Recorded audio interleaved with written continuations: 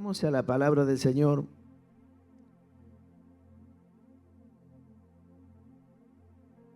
Hay un tema central de la serie La fuente de sustento verdadero que vengo compartiendo en algunas reuniones.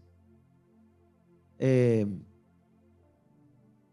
tema tiene que ver con hombres destacados en la Biblia y especialmente en uno que hubo referencia en Primera de Reyes capítulo 17, cuando comienza su verdadera historia de un hombre llamado Elías.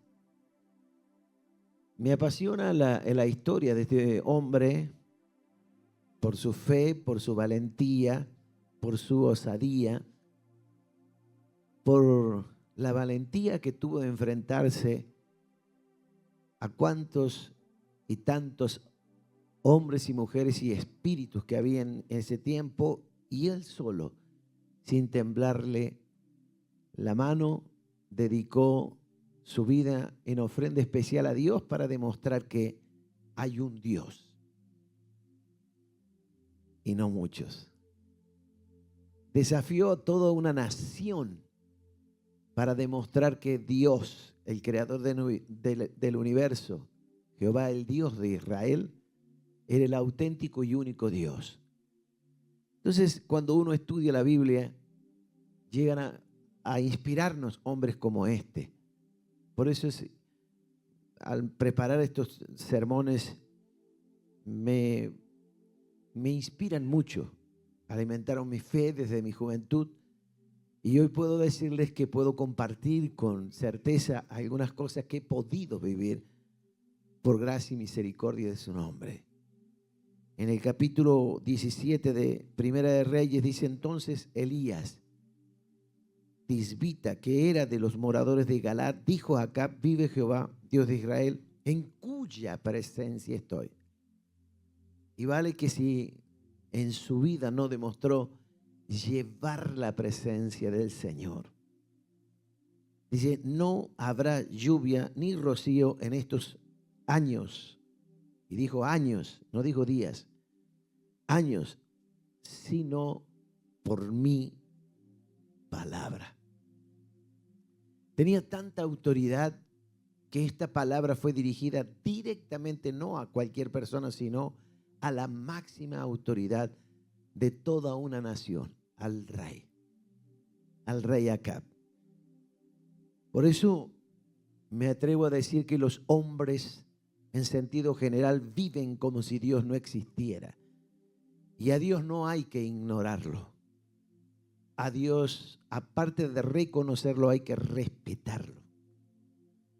Por eso los hombres viven como viven. Los seres humanos que no conocen a Dios viven de alguna manera como, en definitiva, les parece que deben hacerlo. Pero sabe que la Biblia nos enseña: no creer en Jesús es pecado. Y por lo tanto el pecado nos separa de Dios. Así que si no reconoce la humanidad a Jesucristo, está perdido en sus pecados. Porque el pecado tiene condenación eterna. Por eso es que la Biblia nos enseña todo esto.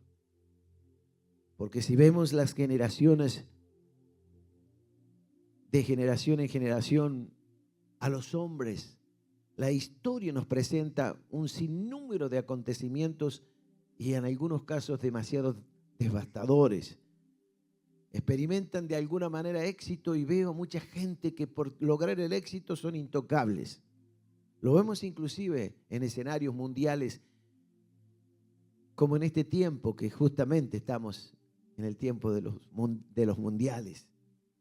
Hay gente que cree que en definitiva no se pueden ni siquiera tocar ni acercar.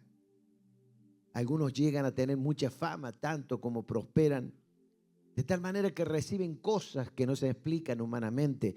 Pero uno puede decir: pero si no conocen a Dios y están embargados en sus propios pecados, desconocen inclusive a Dios y algunos hasta despotrican con Dios. Pero saben una cosa que Dios le permite, porque en el capítulo 5 de Mateo, versículo 45, dice que Dios es altamente considerado en la voluntad de todos los hombres. Es decir, Dios es permisivo. Porque para que seáis hijos de vuestro Padre que está en los cielos, que hace salir el sol sobre malos y buenos, y que hace llover sobre justos e injustos. Mire si no es eso. Y el ser humano, si no reconoce esto, justamente no está reconociendo la autoridad de Dios. Pero hay una salida maravillosa de aquellos que hemos podido ser alumbrados por la gracia del Señor y que el Señor se apareció a nosotros, se reveló como nuestro Señor y Salvador. Porque los que nos alineamos a Él por la gracia de Dios en la fe, vemos que su mano está tan cerca para bendecir nuestras vidas. Nos admiramos, por supuesto que nos admiramos. La otra placa. Pero si estamos alineados, puedo decirle de que Dios se vale de toda la creación, porque Él es el creador del universo. Se vale de todo lo que ha creado para llegar a bendecir nuestras vidas. Y cada uno pueda ser atendido de acuerdo a su necesidad. Y Dios muestra su deseo aún así, a pesar de tantas diferencias que hay en los seres humanos en cuanto a la fe y el reconocimiento a Dios. En Jeremías podemos ver 20:11, y hace saber Dios que los pensamientos de Él, cada día del tiempo humano, los pensamientos de Dios, dice que son pensamientos de paz y no de mal, de bien y no de mal. Y dice para dar, porque Dios está pensando en seguir bendiciendo al hombre. Pero ¿a quién alcanza todo esto? Aquellos que nos alineamos a Él. Por eso, mis hermanos, hoy quiero de esta serie de mensajes dedicarme a un tema que es de Elías, un hombre que trascendió los tiempos, un hombre que en definitiva puede decirse que hasta hoy cobra vigencia porque ya estoy predicando sobre él y hablando sobre él. Es muy importante acordarse y ver gente que en definitiva aún dejó de alguna manera un testimonio y ya no están entre nosotros, entre los humanos. Pero hay hombres como este que todavía ni siquiera han terminado su carrera por esta tierra. Este es uno, Elías, que todavía hasta que venga el día del Señor tendrá trabajo para el reino de Dios. Y por eso quiero abocarme, porque es un hombre que trascendió los tiempos. Elías experimentó quién era la fuente de sustento verdadero. Él no esperó en otro, sino en su Dios, que pudiera sustentar su vida, alentarlo, animarlo, sostenerlo, y siempre proveyó para que él pudiera seguir hacia adelante.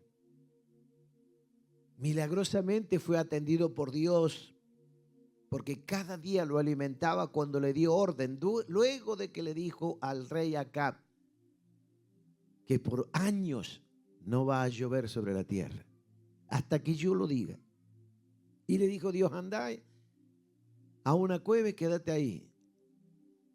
Y cuando estés allí, yo te voy a mandar de comer todos los días.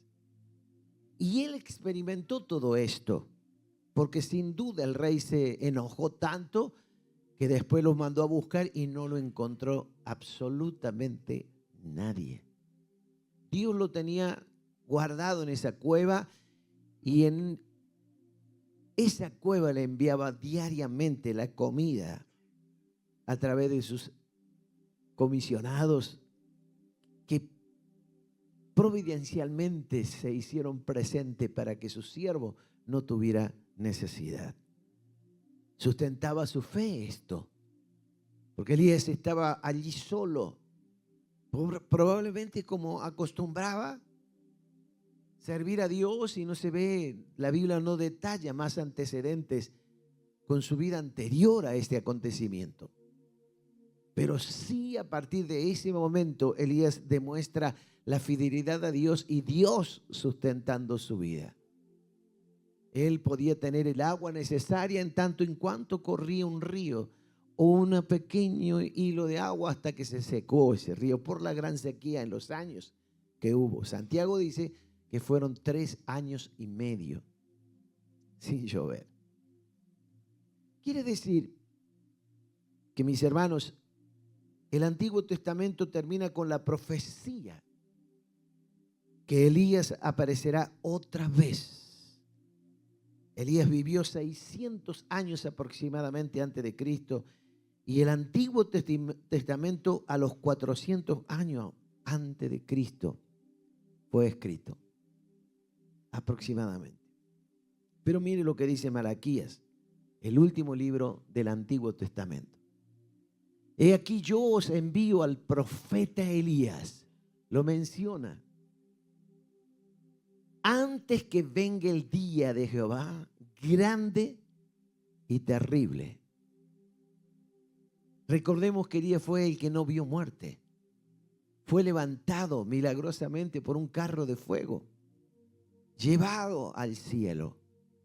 Pero dice allí en el último libro de la Biblia, cierra el Nuevo Testamento. Es más, el versículo que sigue a este, el 6, termina la Biblia del Antiguo Testamento. Pero no hace pasar Dios por de largo lo que en definitiva iba a acontecer con este hombre que trascendió los tiempos. Vendrá, dice, antes que venga ese día terrible. Entonces miremos los tiempos. A mí me fascina observar cómo cronológicamente se ha ido cumpliendo absolutamente toda la palabra de Dios. Esta profecía se cumplió parcialmente en la aparición de Juan el Bautista. Tendría un cumplimiento completo antes de la venida del Señor Jesucristo, porque así lo dice la palabra. El mismísimo Señor lo expresa en el libro de Lucas capítulo 1 versículo 17, cuando Dios se le aparece a través del ángel Gabriel al padre de Juan el Bautista. Y mire lo que dice aquí otra vez mencionando a Elías. E irá delante de él, refiriéndose a Juan el Bautista. Dice, con el espíritu y el poder de Elías, para hacer volver los corazones de los padres a los hijos y de los rebeldes a la prudencia, de los justos, para preparar al Señor un pueblo dispuesto, bien dispuesto. Aquí vemos claramente cómo Dios completa la obra con su plan perfecto respecto a Elías, porque había palabra dicha con anterioridad. Estamos hablando 600 años antes de Cristo, antes de que esto sea una realidad en el mundo de los terrestres, antes, y ya venía la nueva era donde en definitiva comenzaba a transitar del punto cero hacia aquí. ¿Y cómo se fue cumpliendo? En el tiempo de Elías, los padres ya no cumplían con el rol de papá con los hijos, y estos se desviaban como ellos, porque miraban la conducta de sus propios padres. Y así todo el pueblo se desenfrenaba, apartándose de Dios cada día. Por ello, el ministerio de Elías era hacer volver el corazón del pueblo a la comunión con Dios.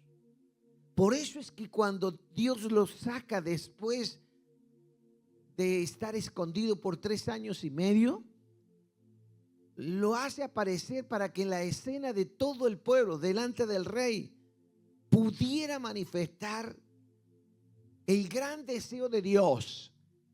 Se habían apartado del Señor, habían entremezclado lo santo y lo profano, estaban adorando a los dioses paganos, que no eran dioses. Y entonces es levantado para hacer volver el corazón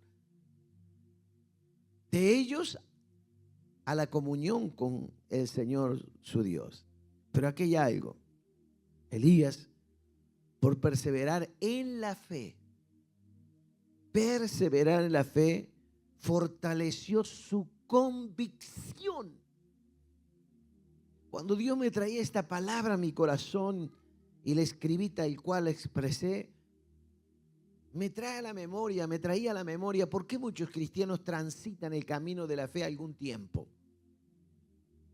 Y en determinada trayectoria de su vida terminan con el camino del Señor y toman una decisión de caminar solos, de pecar deliberadamente, de dejarlo el camino del Señor y decir, bueno, después de todo, esta es la vida.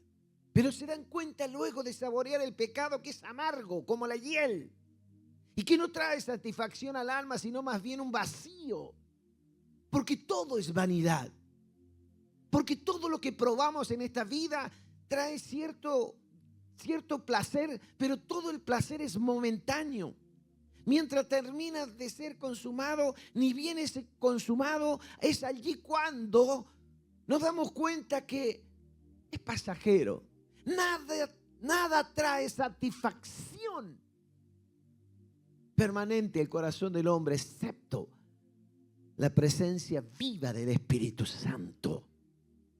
Por eso habla del espíritu de Elías y del poder de Elías, porque en definitiva no era el poder de Elías, sino el poder del espíritu que tenía Elías. Y mis amados, Elías se fortaleció porque perseverando en la fe tuvo una alta convicción de lo que creías. Había que pararse delante del rey después de 3 años y medio donde lo querían matar, liquidar, cortarle la cabeza, porque se había vuelto enemigo de todo el pueblo, del rey y su comitiva y toda una nación. Pero había que presentarse después delante del mismo rey, delante de todo el pueblo, y de repente se le ocurre desafiarlo de tal manera como ya sabemos. Pongan 2 altares, a ver, que conteste vuestro Dios o que conteste mi Dios. Y allí estaban los 2 altares. Sabemos la historia. Pero Elías hizo que su perseverancia le permitiera llegar a una alta convicción por su fe. Ahora, la perseverancia se fortalece por la convicción. Por eso dije, cuando estaba preparando el mensaje, me llevaba a esto. ¿Por qué la gente cristiana, los hermanos de la fe, muchos dejan el camino? Algunos por el pecado, de repente hasta ni se perdonan. Pero si hay un genuino arrepentimiento, siempre Dios perdona. Por eso está la incomprensibilidad del amor de Dios. No podemos comprenderlo. No lograremos en toda nuestra vida. Dios es amor. En esencia, el carácter de Dios es amor. Por eso, mis hermanos, puedo decirles que muchos se enredan en las cosas de la vida y pierden la fe. ¿Y por qué? Porque no tienen una alta convicción. La Biblia dice que la fe es la certeza de lo que se espera y la convicción de lo que no vemos. Esa falta de convicción hace que no haya una fe madura, una fe desarrollada, una fe que en definitiva glorifique a Dios y nos ponga siempre a salvo. Mire lo que dice Santiago, capítulo 1, versículo 6, 7 y 8. Pero pida ¿con qué? Con fe, no dudando nada, porque el que duda es semejante, se parece a una ola del mar que va de aquí para allá y de repente no se ve más. No hay antecedentes. Que es arrastrada por el viento y echada de una parte a otra. Verso 7. No piense si duda, pues que quien haga algo que recibirá cosa alguna del Señor, porque la duda no tiene buena paga. El hombre de doble ánimo, luego en el verso 8, es inconstante en todos, no en algunos, en todos sus caminos. Y en esto tenemos que cuidarnos. Tener una alta convicción nos llevará a afirmar nuestra fe y nos hará tener buen ánimo, no doble ánimo. Cuando alguno dice quisiera tener doble ánimo, no, nunca, jamás, porque el doble ánimo en la Biblia expresa claramente que es tener un ánimo quebrado. No es un ánimo doble, no es cuantitativo. El ánimo quebrado, es decir, hoy estoy bien, mañana estoy mal. Entonces el hombre de doble ánimo es inconstante en todos sus caminos. Entonces hoy estoy alabando a Dios, mañana me pasa algo y estoy por el suelo. Y Dios me abandonó y Dios no se acuerda de mí. ¿Acaso Dios no sabe que estoy pasando esto? Y comenzamos hasta despotricar contra Dios. Por eso la convicción es muy importante. Por eso la perseverancia debe consolidar nuestra convicción. Entonces nuestra fe será firme y no estaremos dudando. Y cuando nuestra fe es firme, lo que pidamos será atendido por el Señor. Amén. Elías se destacó en su devoción por estar lleno del Espíritu Santo. La otra placa. Se destacó por su devoción, pero más por estar lleno del Espíritu Santo. Es mi anhelo desde mi juventud. Es el anhelo que tengo desde que comencé a caminar con el Señor. Elías, en su devoción, se destacó por estar lleno del Espíritu. Por eso no tenía ni miedo al rey, ni miedo a toda una nación. Ni miedo a nadie. Vivía seguro porque estaba justamente con el poder del Espíritu. Se destacó por estar lleno del Espíritu Santo.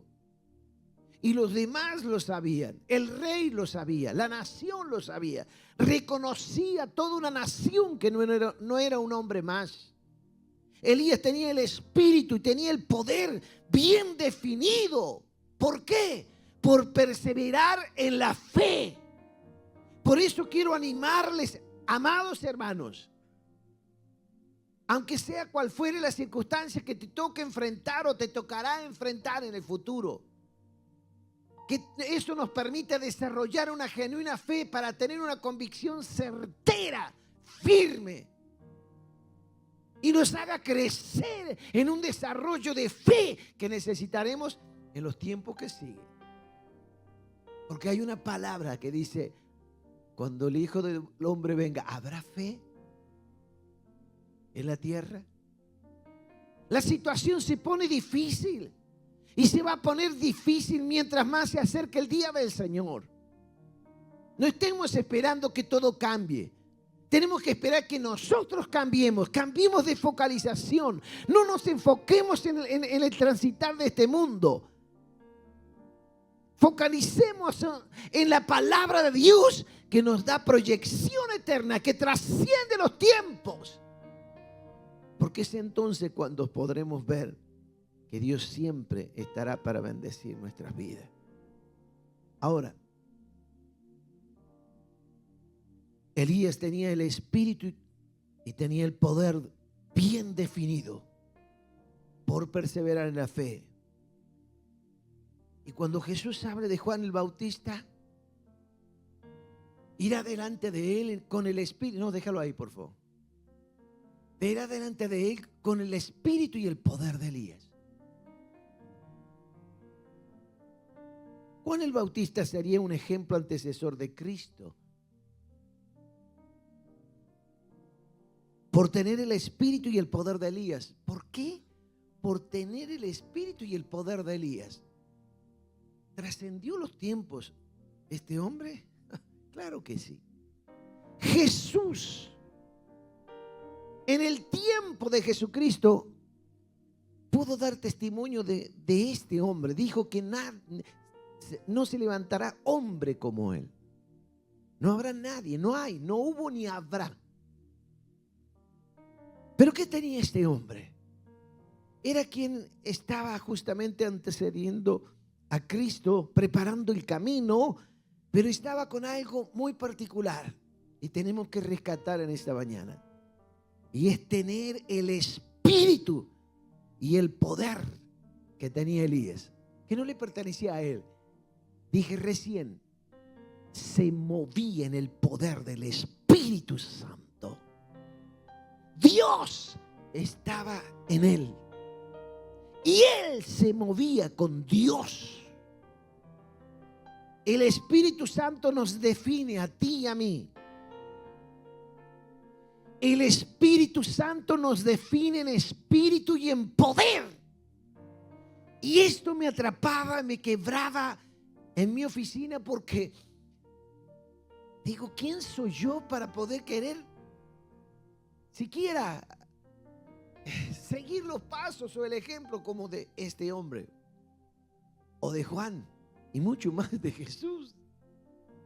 Pero mis hermanos, allí hay algo que viene con un secreto divino que es revelado altamente y potenciado en la presencia viva de la tercera persona de la Trinidad, y es el Espíritu Santo de Dios, porque es el Espíritu Santo de Dios quien nos recoge cuando salimos de ser pecadores y le recibimos a Él como Señor y Salvador.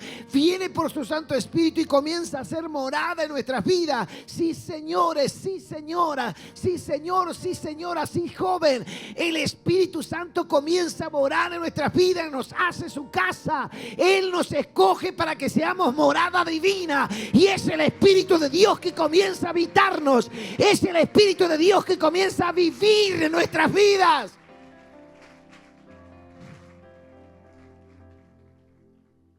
El Espíritu Santo nos define. ¿Cuántas veces has caminado sin saber quién eres? ¿Cuántas veces hemos caminado y viendo una necesidad hemos pasado de largo? Nos olvidamos de que somos casa de Dios, donde el Espíritu Santo ha buscado, dice su palabra en Corintios, donde morar. Entonces el Espíritu Santo nos define en el espíritu que tenía Elías y en el poder que tenía Elías. En otras palabras, el Espíritu Santo se manifiesta a través y por nosotros. Pero pastor, soy un desastre. Eso es lo que la carne te dice y el diablo te dice y el diablo te acusa. Si eres un desastre, reconócelo ante el único Dios soberano y eterno que puede hacer nueva todas las cosas y puede cambiar tu mente y tu corazón y tu vida.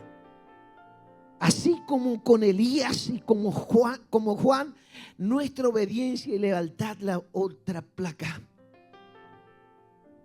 Nuestra obediencia y lealtad a Dios nos llevará.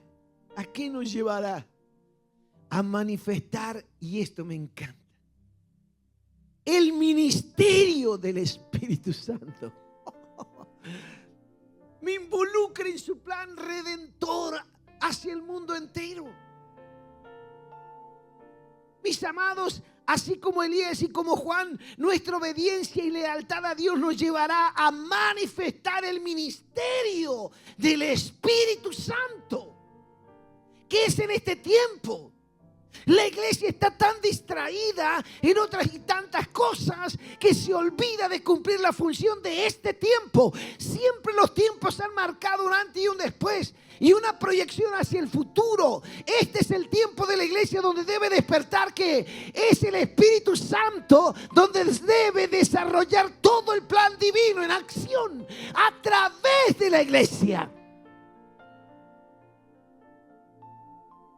Pero al ser perseverantes en la fe, únicamente al ser perseverantes en la fe, al tener una convicción seria, fuerte, firme, descubriremos dimensiones sobrenaturales que no podremos ni imaginarnos.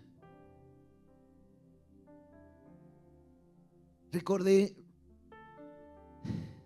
un testimonio. Con 2 pastores fui a la ciudad de Concepción hace algunos años, que me acompañaron. Se nos ocurrió de seguir de largo para no gastar en hotel, en la parada, y como habíamos pasado la aduana para Chile sin problemas, entonces dijimos, sigamos, total es temprano. Éramos 3 para manejar, así que no había problema. 1.300 kilómetros. Y como a las 11 de la noche aproximadamente, llegamos al lugar y no encontrábamos nada. Chile es un país que duerme de noche, no es como Argentina. Y cuando llegamos a la ciudad no encontramos nada. Y de repente vemos un cartelito que decía hotel. Digo, vamos que ya no doy más. Ya creo que eran como las 12 de la noche. Y vimos a ese cartelito y llegamos y no se nos ocurrió otro lugar. Digo, bueno, vamos, va a ser tranquilo porque no hay nadie. Miren, no hay nadie. Dejamos el auto donde nos dijeron y cuando vamos al hotel, subimos al hotel, al rato empezamos a escuchar. ¿Quién era? Los martillos neumáticos rompiendo en las peatonales para hacer pasar unos caños de agua, de luz, no sé, no me acuerdo bien. Así que nosotros que estábamos cansados, ya era muy tarde, queríamos dormir, queríamos descansar, y yo que no soy muy bueno para dormir, entonces, imagínense, no se imagina la vuelta y no pude dormir. Así que nos despertamos, salimos del hotel y vámonos a otro lado, por favor, salgamos de acá. Desayunamos y nos fuimos a buscar caminando otro hotel antes de dejar ese, y llegamos a 2 cuadras de donde estábamos, 3 cuadras de donde estábamos, otro lugar y más barato inclusive, más lindo el lugar, el hotel. Y dije, sí, perfecto, podemos venir, ya traemos las valijas, ¿a dónde dejamos el auto? Pase por acá, perfecto. Fuimos, buscamos el auto, sacamos las valijas, pagamos y fuimos al hotel. Cuando llegamos al hotel, nos fuimos a hacer la primera entrevista que teníamos que tener. Pero cuando volvimos, después de comer, después de almorzar, yo digo, la siesta que me voy a pegar, vale que los tengo prohibido a ustedes dos hacerme ruido o roncar, les decía. Pero me acuesto y cuando me acuesto, ¡pi! 30 segundos, ¡pi! Otro 30 segundos, ¡pi! ¿Qué es lo que es eso? Abro la ventana. Allí en Chile están los semáforos y abajo hay un ¡pi! Para los ciegos. Da la casualidad que se rompió justo. ¡Oh, mira! Cuando yo llegué al hotel se rompió.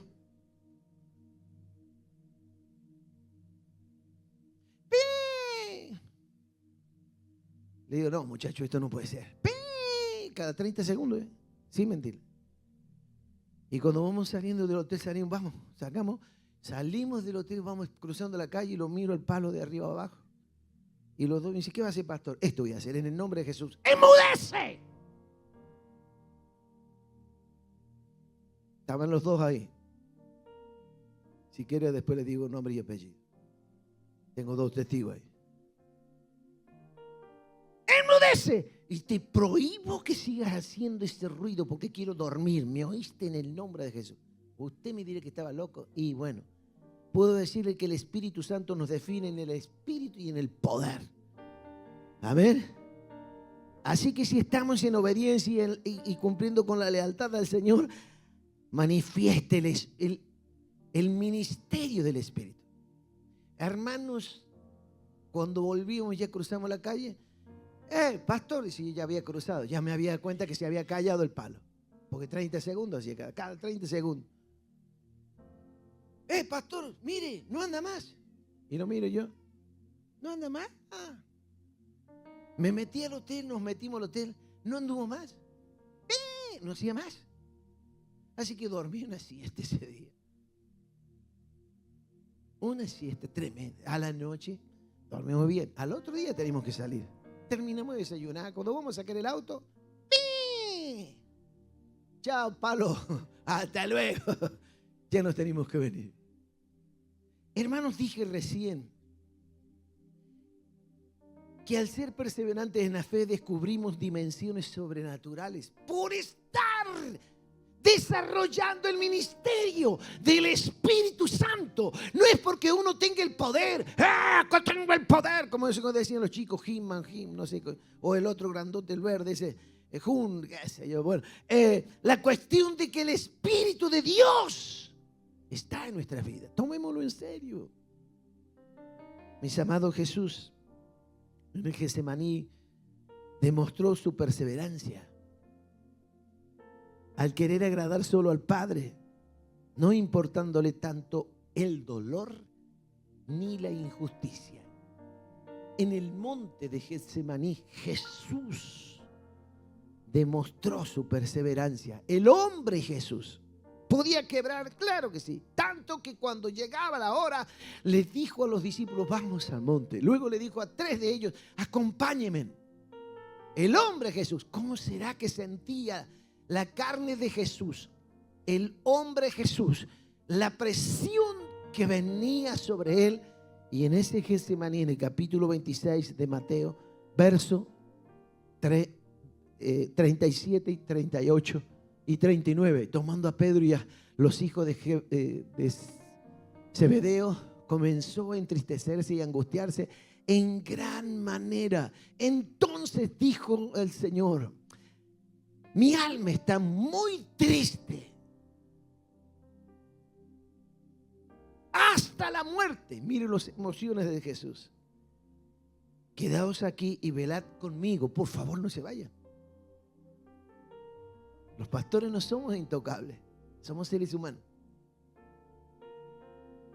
Muchos creen que porque somos pastores, que esto tiene que aguantar. Y se la va a aguantar porque yo tengo que decirle todo en la cara. Usted sabe, usted puede decir todo en la cara: me voy y me duele tanto que a usted. Porque soy tan ser humano como usted. Cambian las responsabilidades, pero no cambia el recipiente. Somos humanos. Y Jesús, el hombre Jesús, se sintió tan triste como muchas veces usted y yo nos sentimos tristes. Hasta la muerte, como muchas veces usted y yo nos sentimos. Hay situaciones que nos ponen realmente incómodos. ¿Cuántos han vivido alguna situación alguna vez en la vida? A ver, levanten la mano. Oh, por favor, les pido que sean honestos. Porque no levantaron la mano, mamita querida. No me hagan que les diga otra palabra, lo voy a dejar ahí. Yendo un poco adelante, se postró sobre su rostro, orando, diciendo: Padre mío, si es posible, pasa de mí este sacrificio. Hazme morir de otra manera. Estoy de acuerdo en aceptar tu voluntad, pero estoy sintiendo que se vacía mi vida. Pero no se haga como yo quiero, sino como tú lo has determinado, Señor. Haz tu voluntad. Eso le dice Jesús al Padre. El Espíritu Santo hace crecer nuestras raíces para potenciar nuestra perseverancia. Si desarrollamos el ministerio del Espíritu Santo, más profundas serán nuestras raíces. No habrá circunstancia, ni diablo, ni demonio, ni infierno que puedan hacernos caer. Podremos torcernos, pero si tenemos buenas raíces, jamás seremos derribados. Mucho menos destruidos. Porque el Espíritu Santo está ejerciendo su ministerio en nuestro interior. Mis hermanos, por eso quiero decirles claramente en esta hora que hay que perseverar en la fe. Potencia nuestra perseverancia el ministerio del Espíritu en nuestras vidas. Potencia el crecimiento de nuestras raíces para seguir adelante. Y hermanos, Jesús supo decir, Lucas 9:62, y le dijo: Ninguno que poniendo la mano en su arado mira hacia atrás es apto para el reino de Dios. Si alguno mira hacia atrás teniendo la mano en el arado, no es apto. ¿Por qué? Porque también habla de Elías y Eliseo, que era labrador de tierra y tenía su objetivo claro. Debía poner un punto donde caminar. De lo contrario, el surco iba a ir así, como los bueyes se les antojaba ir. Sin embargo, cuando se fijaba el punto, seguía hacia adelante. No hay que mirar ni para atrás ni para los costados, hay que mirar adelante. Por eso dice, ninguno que pone la mirada, pone las manos en el arado y mira hacia atrás o a otro lado, es apto para el reino. Ya has puesto la mano en el arado y no hay vuelta atrás. ¿Por qué quieres volverte en el fango del pecado, de la mugre y del mundo? De veras hay un cielo y de veras hay un infierno. Y yo al cielo quiero llegar. El cielo me espera. Pero no volvamos atrás. Por favor, aliméntese.